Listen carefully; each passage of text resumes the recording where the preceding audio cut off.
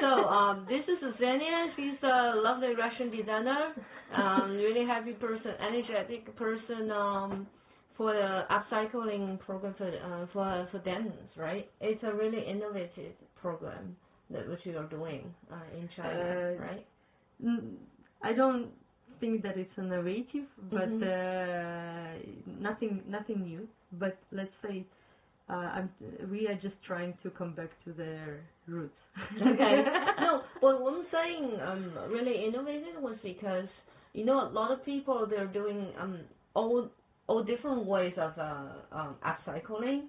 Well, yours is the core of upcycling for you is only like a denim, like it's like focus on denims, right? Yeah.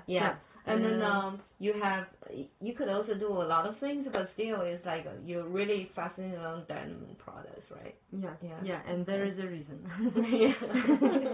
Yeah, there is a reason that I used to work as a designer for 8 years.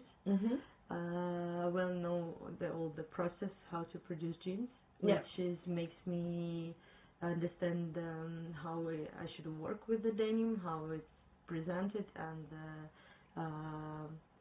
the advantage of the denim fabric, which is durable, beautiful, and it's getting old.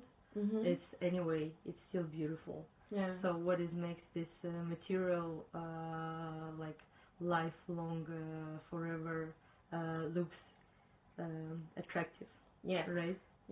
And then I also heard about you were saying like you remember what happened in the past that when you were in school and then your professor telling you about this designing, the beautiful of designing on denims, right? You're saying there was the good lesson from my teacher. He said there is a super thin line between of making the denim ugly and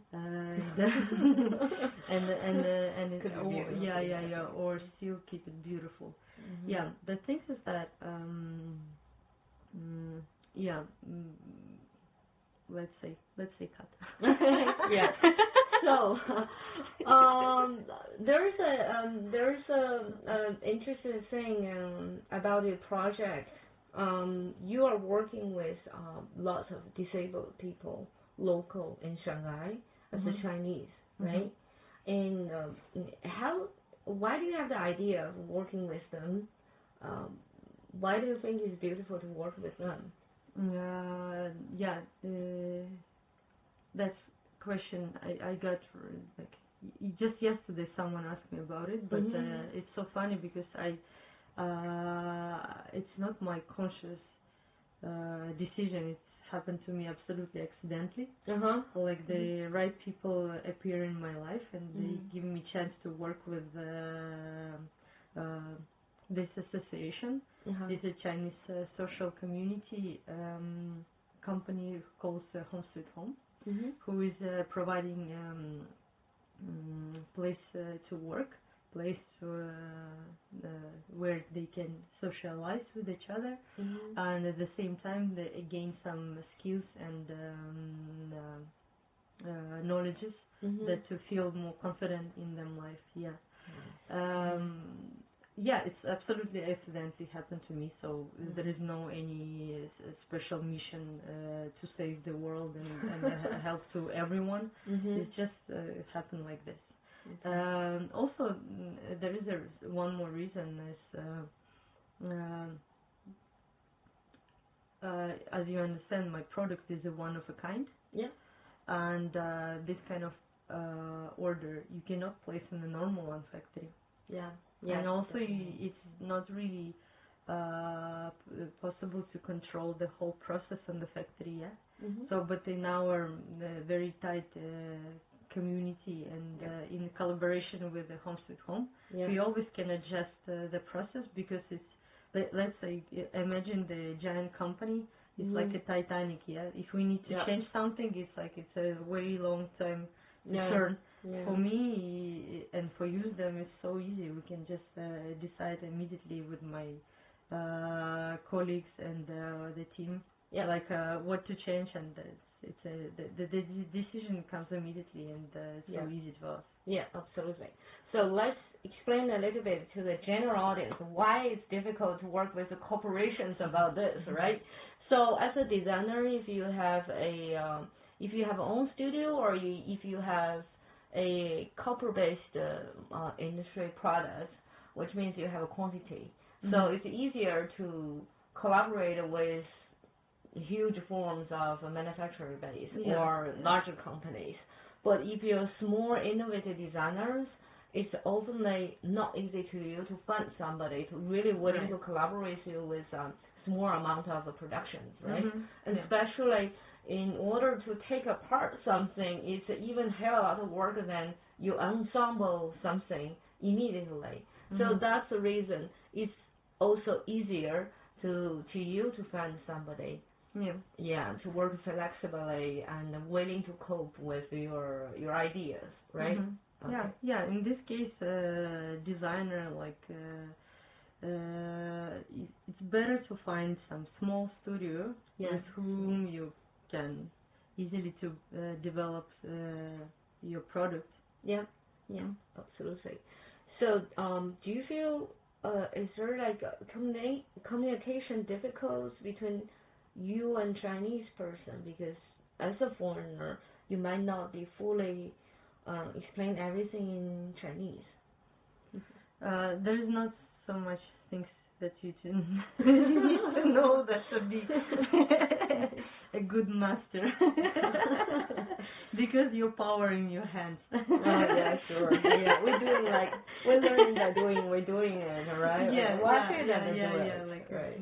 Let's say I have enough words, like surviving words to communicate, but at the same time, when you are working with the people who are willing to help you and they are willing to understand you, there is no any words needed.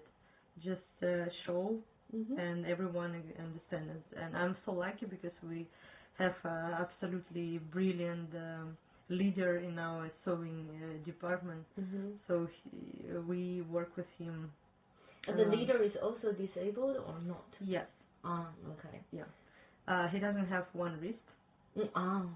At the same time, he does sewing better than I. Really? Yes. My God, how do you manage it? Like that. So we know that even if you have an arm, you don't have a leg, if you have a core, you have a body, you can do whatever you want, right? It's quite encouraging. Right? Yeah, that's true. And so, we have that strong communication with our home sweet home workers. Cool. It's you definitely don't need so much work, especially if you're a master. Do those people are willing also, like, I mean, I know there are all kinds of disabled person there, but do some of them are willing to learn foreign languages there, or there are some of them they know English well. Oh, really? Because they have a classes. English classes. Okay. No, it's not only about... It was like an NGO who helped them to have skills and teaching them for that. Yes. So they learn computer and all kinds of skills, right? It's absolutely. It's not only about sewing. No, it's not a sewing factory. So it's like, sorry to interrupt you. It's like a government support community to help disabled people to learn skills and then find a replacement in the job market, or is that community, or is it first of all, it's not a government association. It's an NGO, right? Yes. And the second thing, that's true. If they willing to leave home sweet home after when they feel enough confidence, so they can go and find a job in another place. Wow, nice. Really cool. So come back to the dance. Could you explain a little bit about how harmful that the normal process of denims would in fact to the environment or the society or the industry? So let's break down the production of denim. It's we start from the growing cotton. Yeah. So what we need for that, we need land, a big amount of water. Yeah. And because of the fast fashion, we need to grow a lot of cotton, and that's how farmers use why they use the pesticides and all the chemicals to make it grow faster, be stronger, even though it's bad weather, right? Yeah. So all these chemicals goes into the ground and then into the river, and the nature all around, not only people but nature, animals and everything is just poisoned by these chemicals. Yeah. The second part is the already weaving of the yarns and production fabric. That part as well is requires a lot of water to clean the cotton, energy as well. And then the last part is the most harmful, is after the sewing, after the dyeing of the fabric and sewing. We have a washing process. The treatments, right? Yes, to make all the jeans look like it's an old, antique look.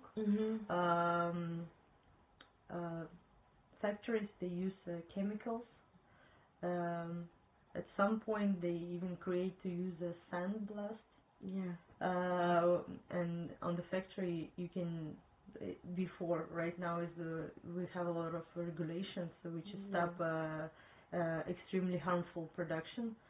So on the factory you could find that department which do the sandblast. It's kind of like a boxes. Jeans are placed inside of the box, and the person without any mask and anything, just standing and use the sun blaster, just breathe all the time with the sand and chemical as well. And imagine all the chemicals out of the washing, brushing and everything. All the water goes to the river again.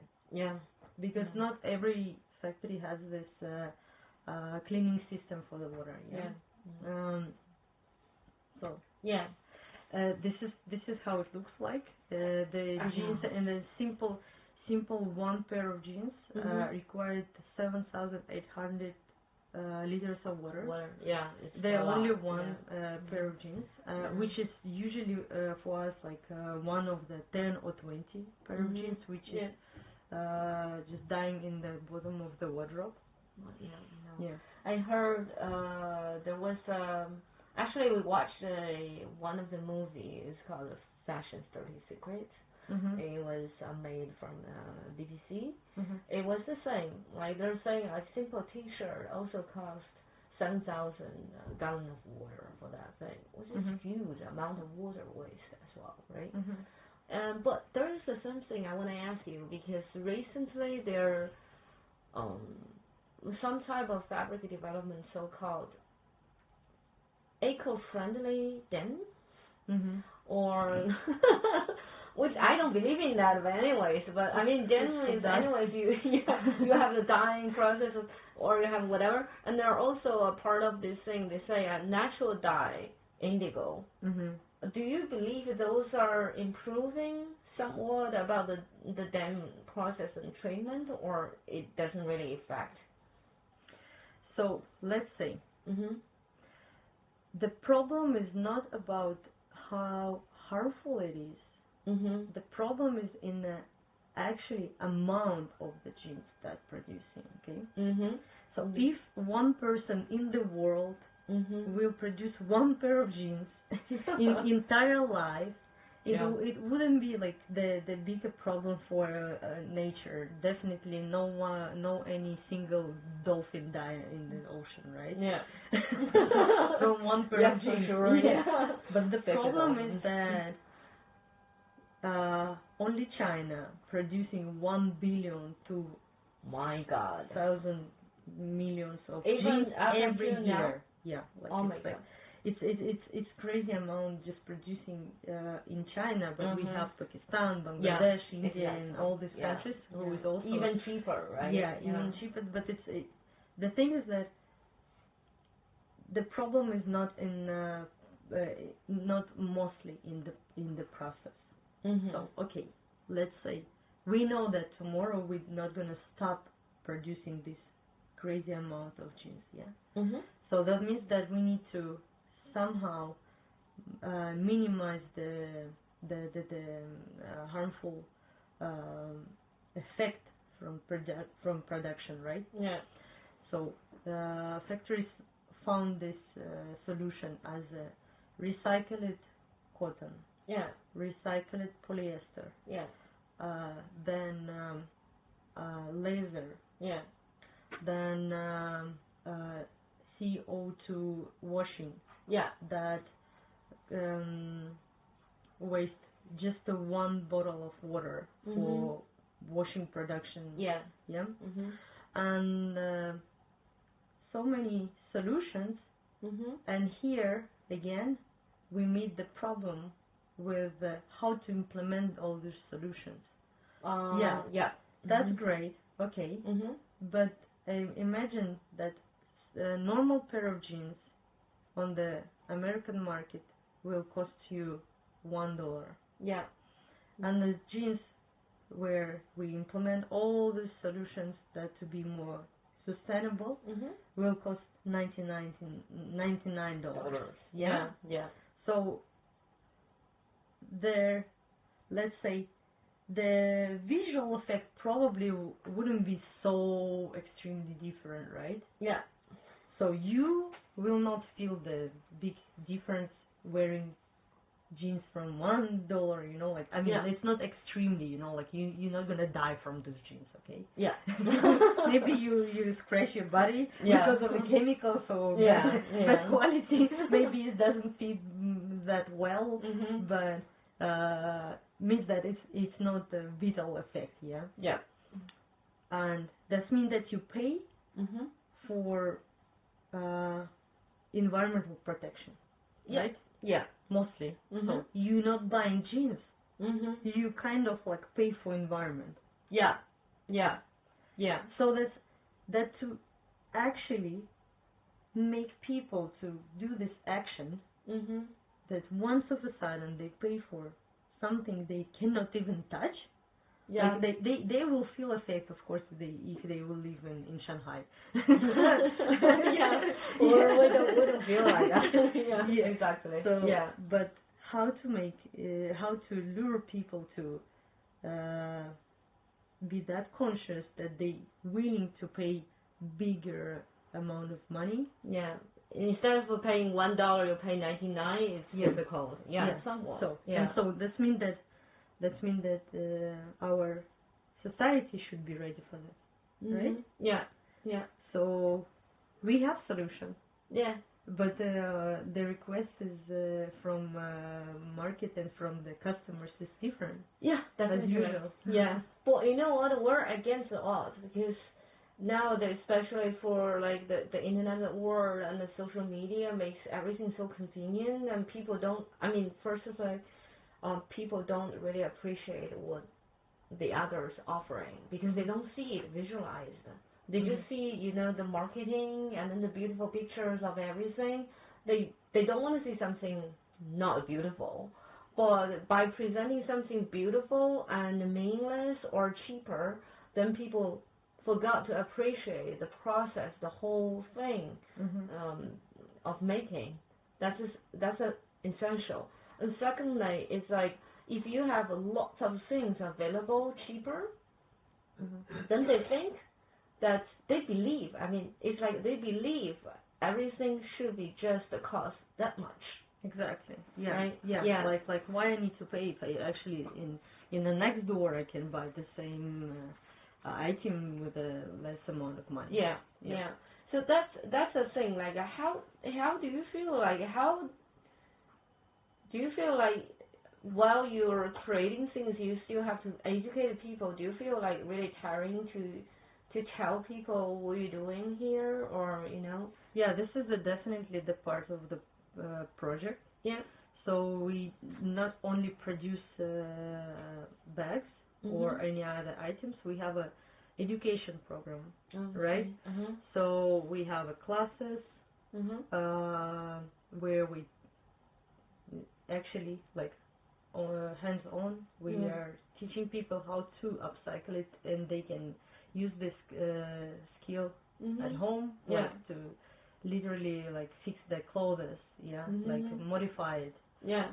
And the second part of the education program is the lectures. So we do give the lecture to the schools or the companies as a team building, to just give them idea about the industry, which everyone connect every day.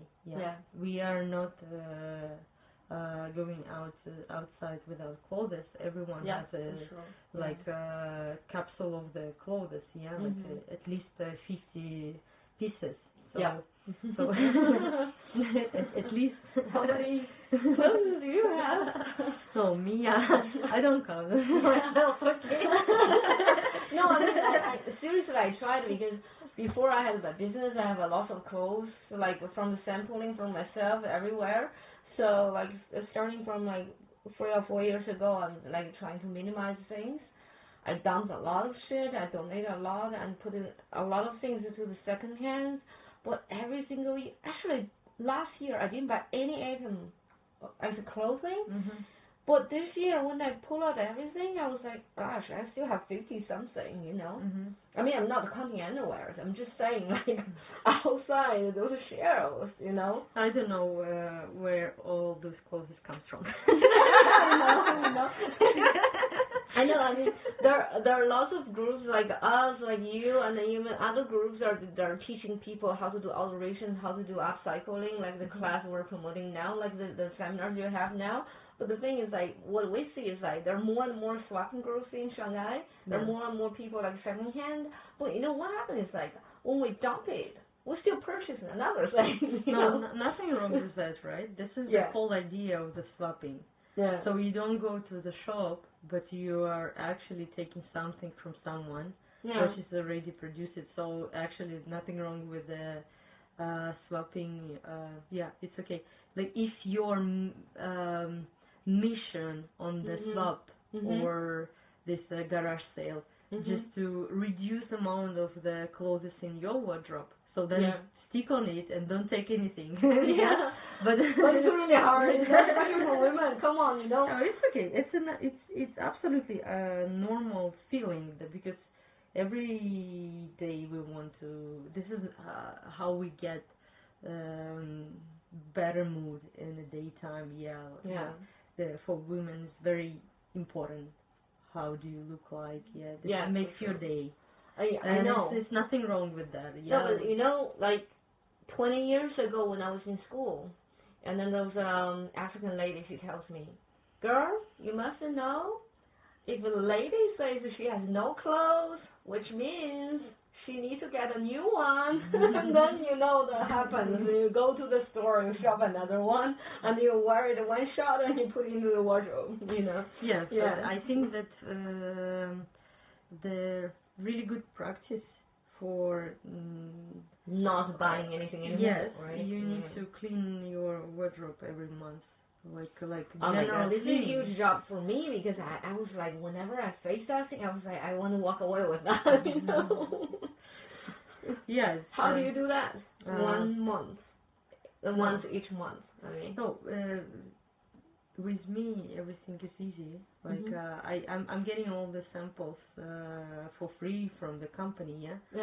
So I have to say, like, I'm buying not a big amount of clothes. It's really rare, but I do. But it's not like all my clothes, which you can find like tons of different dresses in my wardrobe. It wasn't purchased from the shop. It's a samples from our showroom, which is usually also selling on the selling day in our company. But you know, like there is a difference between Chinese people and foreign people, because I knew that thing like 20 years ago when I was in the States. There are Salvation Armies that you put in the second hand there, or you donate things there, and then people just buy it $1 or $2. And then it's normal for for poor people to go there or lower income people to go there. But that thing doesn't happen in China. Even when we have no money, we don't want to have something from the others, except that this is our closer family members. And then I know that in the past we do have some people that are collecting the second hands. And 4 years ago, when I developed the sustainable baby wear brand, I went to the West Coast, and then there was one of my students. She's eventually from Shanghai, and she's having this baby shower party. I mean, not baby shower; it's like a 1-year anniversary party. And then it was a shock to me because American people, they are giving gifts with their second-hand things. Yeah, because they eventually on that event, she collected at least 10 pieces of garments, and then some of them they're just, I mean, obviously they're the sustainable societies there, right? But they just told her this is from my cousin or my friend. Their kids getting older gave it to us. We wore it a couple of times, and then now passing on to you. It's a kind of a tradition. Even if she's a Chinese person, she still accepts it. But when we developed our upcycling collection 10 years ago, it's not even a word of upcycling. But we did everything from the inventories, not secondhand. And then we had on our stores. Some of the ladies came in as local people in Shanghai. They told them, "Oh my God, this is something from the others. It's dirty. Don't buy those things." And even now, last weekend we have an event for promoting the seminar. But the thing is, like, some of them, they do tell me about the swapping, because not everybody has the courtesy to clean their clothes. So sometimes local people would consider, this is not really cleaned 100%, or local people would think that, there might be some germs there, or, maybe we got some viruses or disease passing from there to there. I think there's a difference between the Western mentality and Chinese mentality. Okay, you can create tons of no on the way to the to the swapping. Okay. Yes. There will be monsters from someone wardrobe, and they will eat you once you will wear someone clothes. Yeah. So yes, I know what you're talking about, and even with my products, I had this kind of questions like, how do you wash jeans before you use it for your product? Yeah, exactly. Is it clean enough? First of all, we use not only second-hand clothes. We use also inventory, which is actually absolutely like new. It's from same like you will find it in the shop. Yeah. But here are the things that to destroy the pink world of the people who go to the shop and feel and think that the clothes they buy in the shop is something like crystal clean. First of all, every time when you buy something new, you should wash it. You should wash it. Exactly. Yeah, because they don't see what happens in the factory. I would love to show like all those pictures when all those jeans or anything, any garment, it's not only they can be on the floor. It's not the floor is not the worst one. Like how many chemicals can touch this item? How many chemicals in color dyeing? How many chemicals you can find in a printing materials, right? Yeah. So this first of all, if you're willing to be scared of everything, you will be forever. We are not who going to help you to like not help you, to just like luring you to do that, right? Yeah. Like once you will come with the person will come like absolutely with a free mind about clothes, welcome. Yeah. Before that, like honestly, like I can explain million times how we wash our jeans, yeah, and there is no problem because first of all we wash it for ourselves. Yeah, for sure. Yeah. We have to remember wash your clothes. Yeah. No, and also we wash it not because that to prove it to our customers, yeah, because the whole process we do sustainably and we do it consciously, yeah. Yeah. The second thing, also, I wanted to say about swapping and all the things. Like, okay, come on, guys, you are sitting in a taxi, you are touching in the metro, everything. There is the same amount of the bacteria everywhere. For sure. And that's a good example. Do you think that someone jeans contain even more bacteria that you can actually touch in the metro? Yeah. Or so like this is this is just a created reason why I don't do it.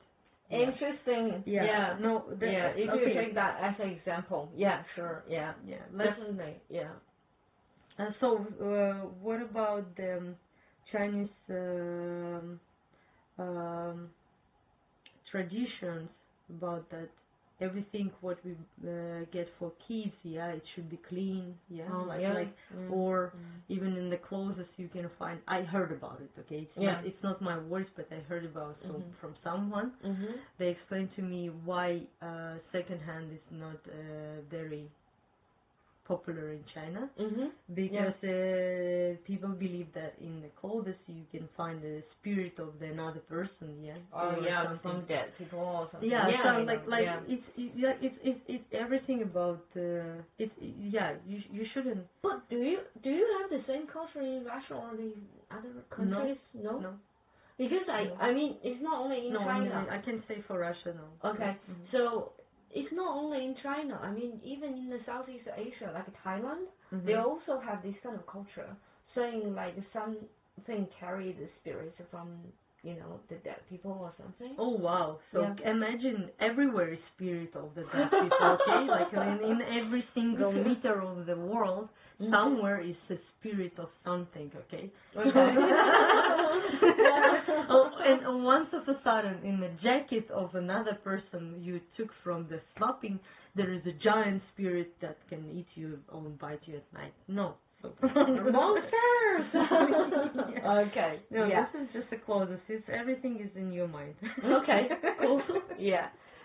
So talk a little bit about the skating activities, because you go skating everywhere in the city or urban set every single week, no? In the summertime. In the summertime. Okay. Yes. Yeah. In the winter it's quite painful to skate outside. Yeah, it's cold. So when I ask you a question, do you want to tell us you're a millennium generation or what? You're like Generation X or Generation Z? I'm 33 years old. Oh my God! I don't know them all. Well, then you were born in the 80s. Yeah. well, you're like a really sporty, like the younger trend of sports, right? Yeah, it's not the time to be old. Yeah, we don't want to be older, but I'm just saying that I'm really curious because like while you're getting older, you're going to different kind of sports, right? But skateboard is something I really like for teenagers or for like 20s. I know a lot of people who are skating in them 40 years old. Yes, so it's. Oh really? Yeah. Here in Shanghai. Yes. Okay. So cool. it's okay. It depends on your Just but your people are doing like really as a sport, because when the time like 20 years ago when I see even people skateboarding in New York is like a transportation. For you people, it's like extreme games, right? Yeah. Yeah. Yes, Right. Yeah. You're having a lot of those kind of, how do you say that? Different kind of skills, techniques involved. No? Yes, they do. And I also see a lot of times you guys are staying in the city. Yeah, there's night skating. Night skating. Yeah. How do you see night, everything? Yeah. So you need to have a really good eyesight for that. Shanghai is not that city where you can get lost at night just because of there is no light. Okay. So, it's like those places like a riverside or... No, they do the treks through the city, sometimes outside.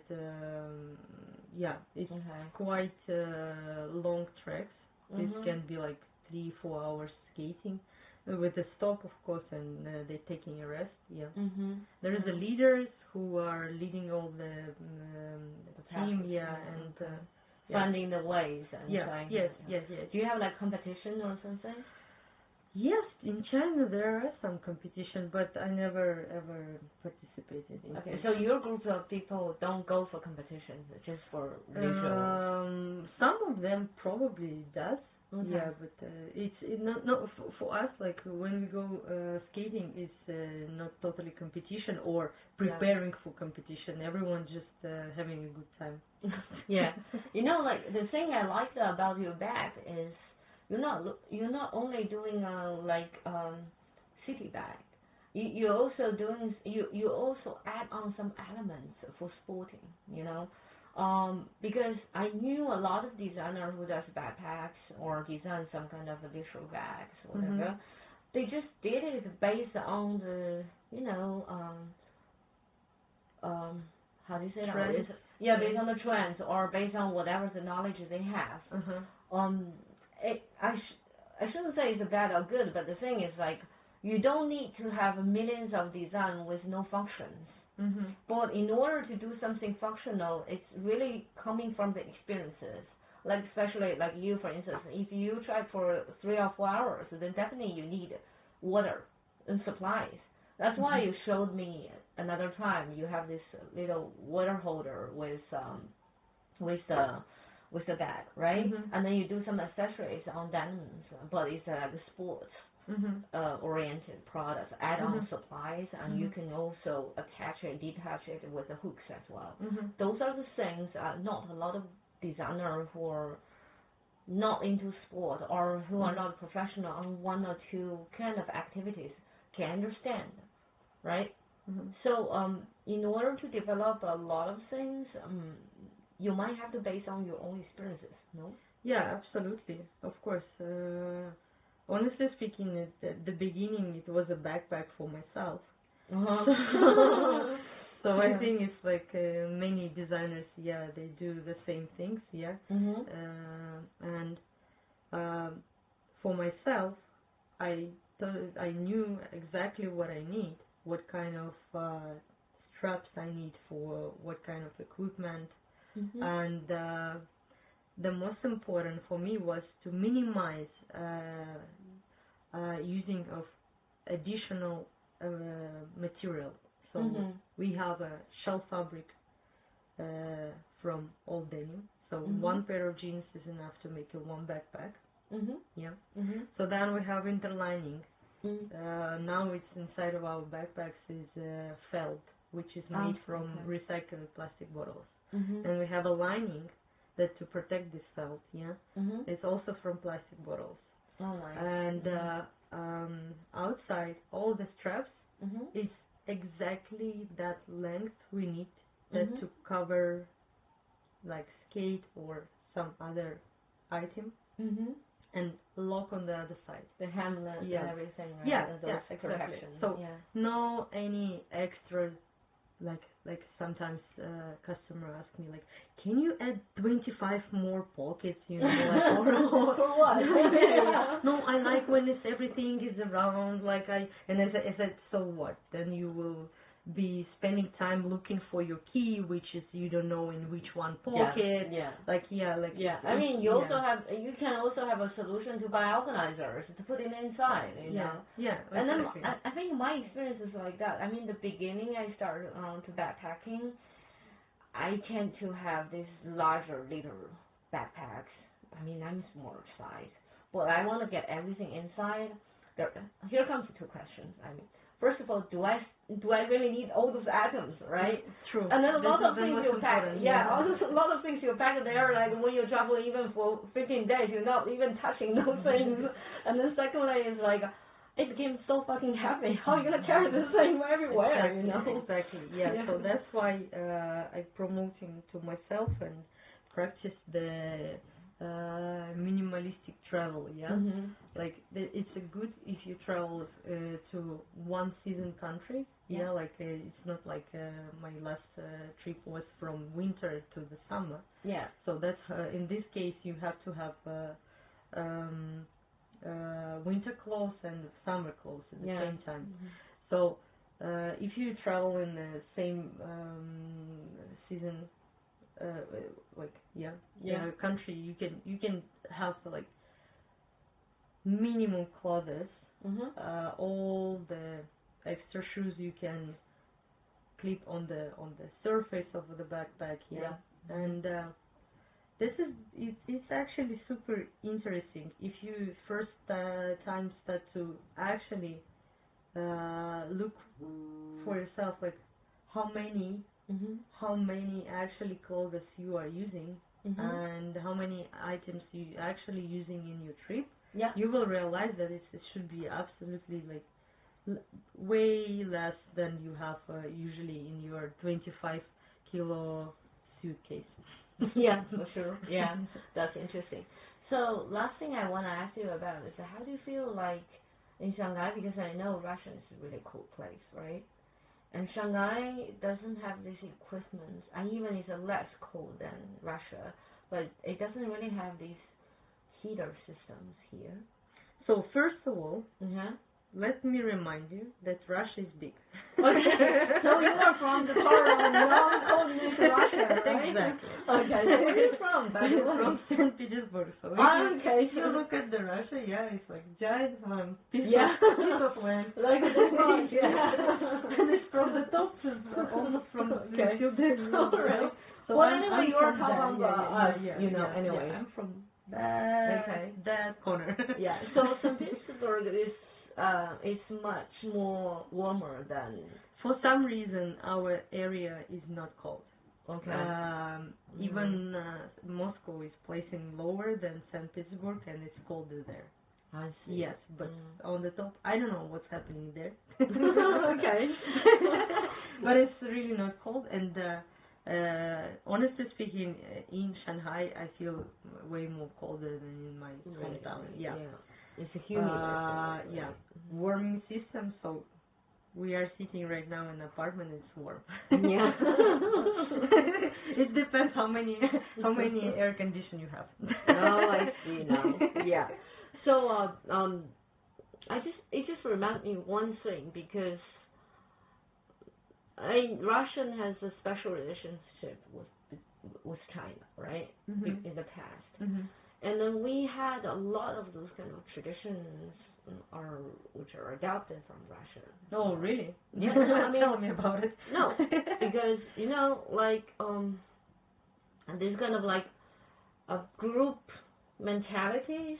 Like we have to do something in one direction or the other direction. Oh, this is communism. It's not Russia. No, I mean that was the past.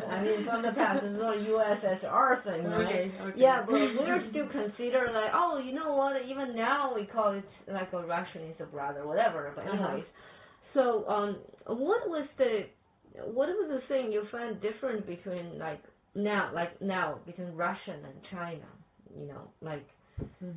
Is Russian have more like a freedom of creating things? Are you sure we need to compare? No. I mean, no, we're not going to the political side. I'm just saying, like, you know, like a mentality. Yeah, exactly. Mentality is because you know what? If I think about Kandinsky, if I think about Dostoevsky, right?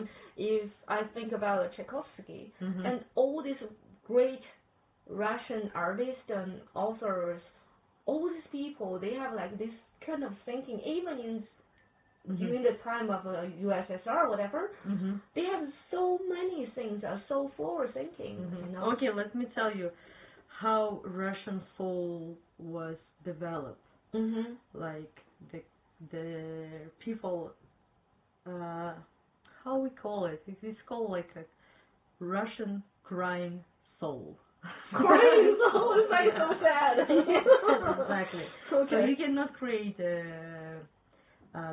something beautiful out of the happy life and on the beach, right? Yeah. You have to be in a like kind of suffering that to find in your soul some ability to express yourself. So is that some kind of like a Michelangelo thing? You know, it's like I'm so miserable. I'm ugly. You know, I have exactly. Find out there is a definitely similar line with all the greatest artists.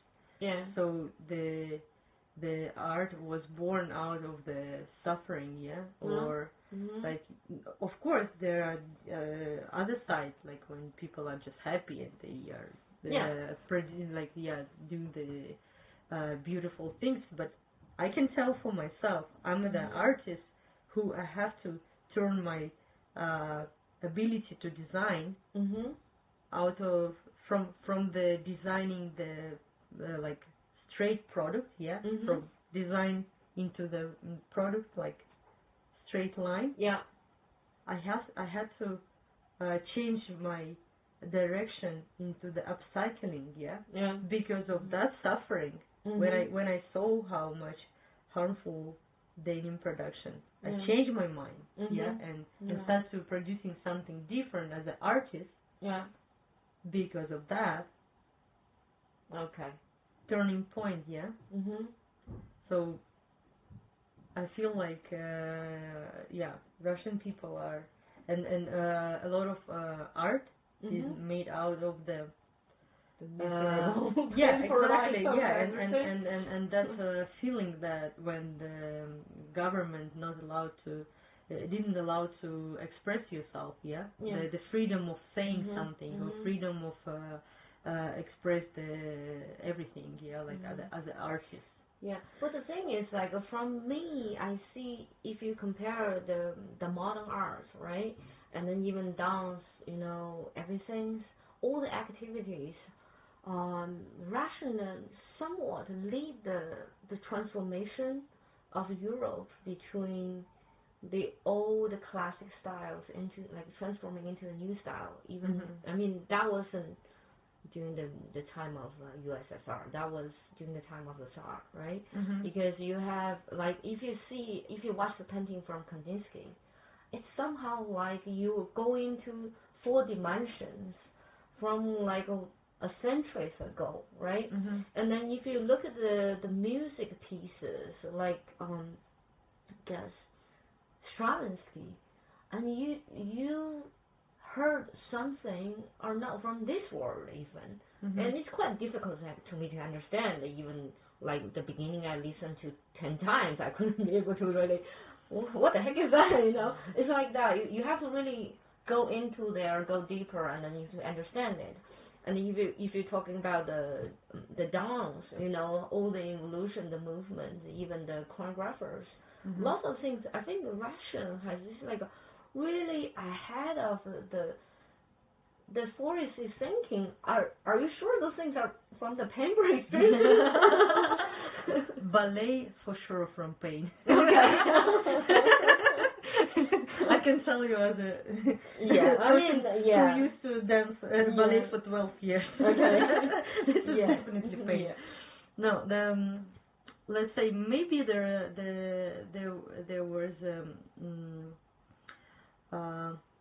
kind of reflection between because our country is laying between of the Europe and Asia. Yeah. So many actually let's say information comes inside and mixed together inside of the country. It's a bridge between the two continents. Exactly. So imagine all the influence from Italy, France for the past like 200-300 years. It's just mixed inside of the country, and I believe maybe it's because of that. Okay. Because we, let's say. So that's not from the pen. It was kind of pain. So always pain. So do you think eventually in the future Russians are not feeling the pain anymore? No, this is the Russian soul. It's always in the pain. Right. So only through the beauty struggle comes from the painful experiences. I don't know. This is the soul. And if to try to answer to your question about what the difference, why what the difference of the Chinese art and Russian art, probably I can guess. I can just guess. Imagine your country is really on the side, and here surrounded by Asian culture, Let's say at some point Russia was it released communism, and at some point is like everyone just run, oh we are free, la la, and even though China is very open to Eastern culture right now, but still there are borders, right? And then still some restriction and social boxes where everyone is putting in since well, we know. So the thing is that I feel like probably there are many reasons why Russia is let's say absorb all the knowledges and art from Europe and transform it into the different art. Understand. Because me is like we don't want to go into too much about China. But we'll just go for Russia, because to me I sense even during the communist period of time, Russian people still have somewhat the freedom to think. It's easy to judge, like we've never been there. Like you have to. I understand, because how many people died from. I know, but the thing is that what I'm talking about is not there. We're just talking about. I give you an example. For instance, Chinese people are so good on testing, taking exams, getting high scores, getting like even a board education or getting certificate or whatever. Okay. So they're only think about this is something I target to, and then they get this result. So that way it's like you were, like you said, you're in the box. You only go there because you have a target. You have a goal to achieve. But then you don't think about the other way. Maybe you have 3 different ways to achieve the same goal. You don't. You just say, okay, I copy the solution, I go there. So that's limited. There is a absolutely clear reason for that. Why it's happening like this. Russian education is totally different from any country. We have education that contain in itself geographic, languages, literature, art, sport. Like the kid from 4 years old studying like crazy amount of information. Okay. So that's how any person who graduated in a school like by the 20 years old, their wideness, like open mind and wide of their understanding the world is way more wider than the normal education from Europe, like especially and when we have when we go to university, usually in the European education, they study one single subject. So in our case, I'm not a designer. I can make paper patterns. I know everything about workmanship. I know the chemicals and structure of the materials. And also, even we study how to open the company, how to do accounting for the company, like fashion. So basically, brand. you did, for instance, if you go to a designer school in Russia, you did both. You did design and management. Yes.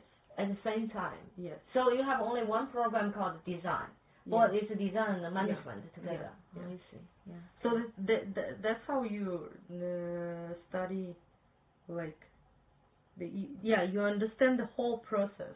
Yeah. Right? It's easier. You are not like, oh, hello, I'm a designer, I know how to draw. That's it. No. But the thing is that to be actually right now high level professionals, you absolutely for sure need to know, like, from the scratch till the end, how the whole process is done, that to adjust some parts, and to be able to be confident about what you produce. Yeah. Okay.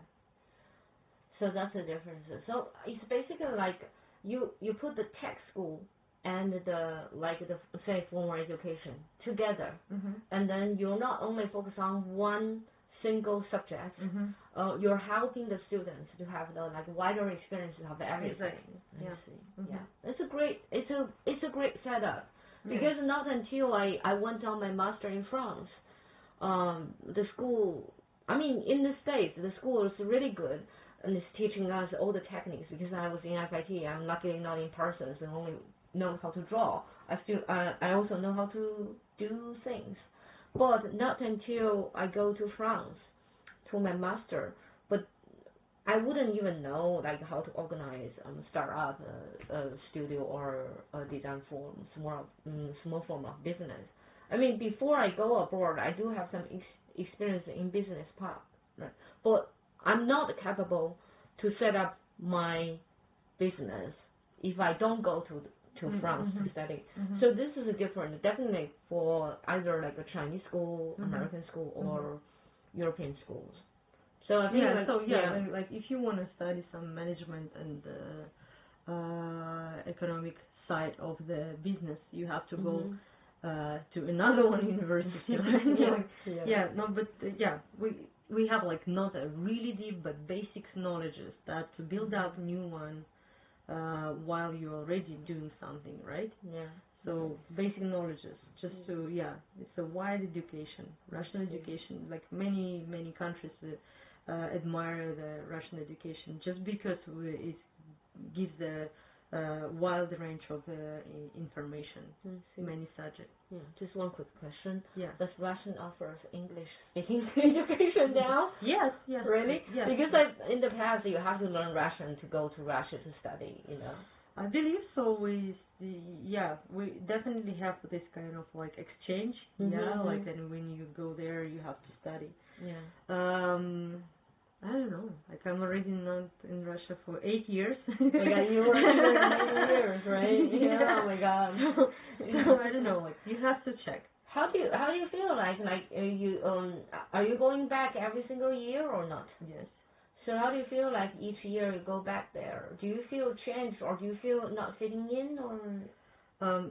I love my place, my hometown, my city. So I'm changing. No, what I'm saying is do you feel it changes a lot in my hometown? Because I explained to you one time I met a guy in Strasbourg, and then he told me he's often traveling between France and Dubai, And he said every single 3 months I went to Dubai. Oh, that was a past. And when they have the construction, he said I couldn't know where is where. You know, is that thing? I mean, I'm sure in China. No, Russia not that fast like China. Okay. Okay. So it's okay to go back each single year. Yeah, you still know where is your place is, and it's not that, and especially St. Petersburg, it's already well developed city, so let's say it's not like a suburban area, right? So something around you can see that the city is changing, but we actually have restriction for what? For center of the city. It cannot be changed at all. Yeah, because this is like French concessions, everything. Exactly. But even though in China you can destroy the whole area, the shopping mall, but in Russia, you're not allowed, in Russia, in St. Petersburg, exactly in St. Petersburg, it's a heritage area, so you can. It's like the international, like UN heritage city. Yeah. That's why. You're not allowed to change anything. You cannot even build up the house taller than 5 floors. Oh, I see. How old is the city, by the way? 300 years. Wow. Yeah, it's super young. Yeah, so that's. But you're still protecting it because there are a lot of heritages there, right? Yes. So would you like to show us a little bit about this images on the wall for the UseDem? Yeah, sure, of course. With some pictures, which reminds you things you achieved already. Yeah. So this is our first shop, and the wall in the first shop, it's kind of like steel roll. Yeah, you can see everything is written by pencil, and this it's is a already whole concept. Actually. Yeah, it just was a concept, but for some reason we printed out, and I found it after 3 years, and I was like, oh, that's fantastic. This is already history. And I put it in the frame. Some of the that's how it started. Some of the publication, and this is the cutting table. Wow, cutting professional. Table. Yeah, it's actually not a table. It's also it's a recycled. Upcycling baby. It's a beautiful piece of ancient Chinese door, right? Yes, but I made it especially for myself. Like it's my height there. That I feel comfortable to cut my jeans. Bags. This is new products, right? Yeah. Great. One our new product. It's made for the company called Clickly. Clickly. Yes. Oh, you're working with them, huh? Yeah. So let me just introduce 1 second because Clickly was founded by one of the famous Chinese designer, Mr. Wang Yang. And he's a really creative person, and lately he was semi-retired on his brand, and he's focused on all these little things to support elements, societies, everything. Same as you do. Yeah. So I'm very happy to collaborate with this kind of brand because we are like-minded brands who is very into the protecting environment and the design products, which is already at the beginning created to be sustainable.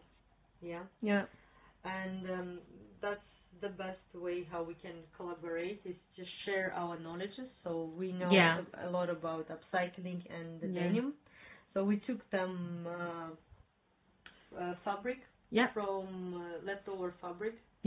And designed for them and produced these bags. Nice. So when does this one going to be released? End of this month. End of this month. So we're gonna see it on Anfu Road, right? They have a store over there. They have many.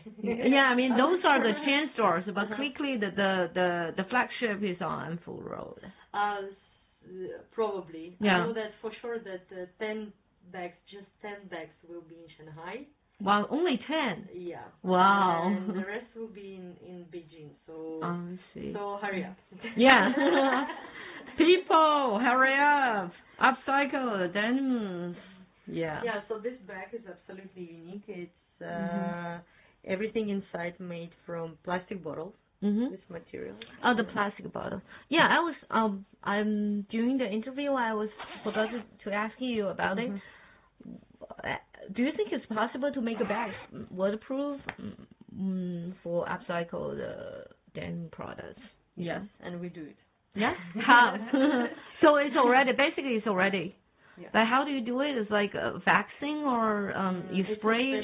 It's a special treatment.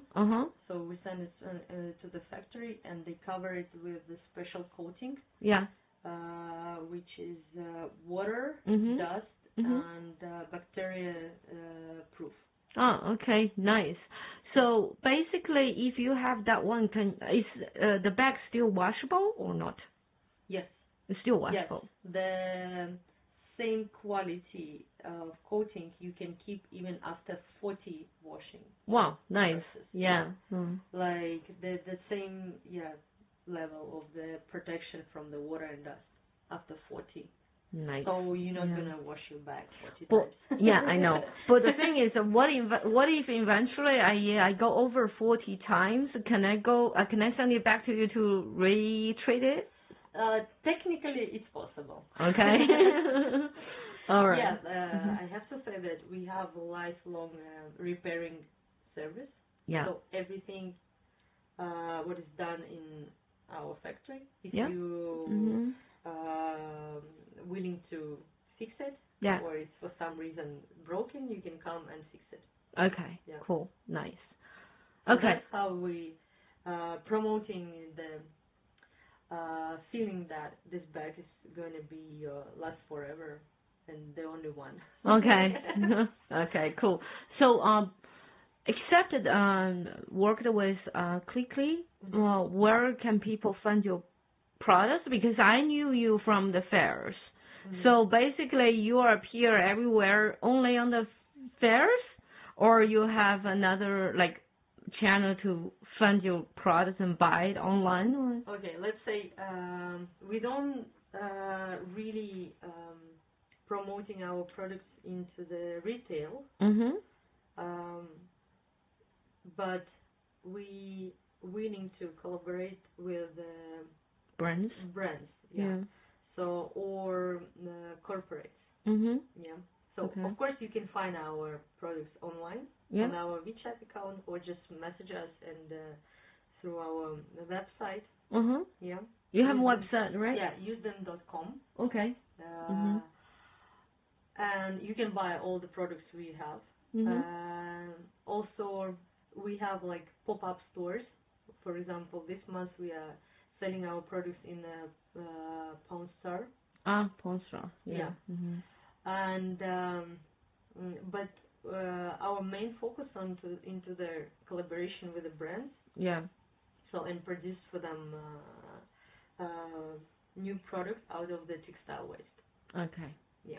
Okay. But anytime, if you're willing to customize a bag out of your jeans, it's also possible. Okay. Cool. Well, thank you so much, Xenia, to having this interview with me. No worries. You're welcome.